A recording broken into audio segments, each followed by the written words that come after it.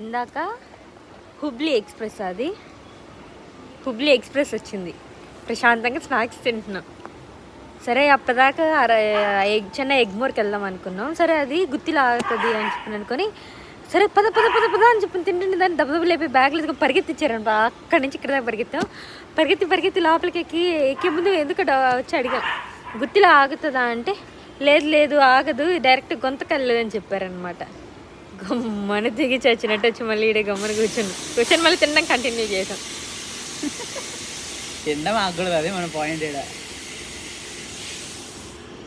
పరిగెత్తిందని కష్టపడి, అంతకుముందు తన కష్టపడి తిన్నది అరిగిపోయింది.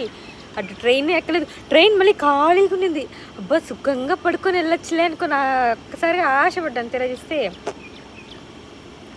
ఆశలు సమాధి చేస్తూ అది. ఇప్పుడు మళ్ళీ ట్రైన్ వచ్చే వరకు వెయిట్ చేయాలి. 6:20 అంట. మేమేమో ఇంట్లో త్వరగా బయలుదేరి వచ్చేది కూర్చోన్నాం. గగన్ పని చేస్తున్నాడు. డెడికేటెడ్ ఎంప్లాయీ ఎవరన్నా ఉన్నారంటే కంపెనీకి, అది గగన్. మంచిది చాలు జలకం గారు.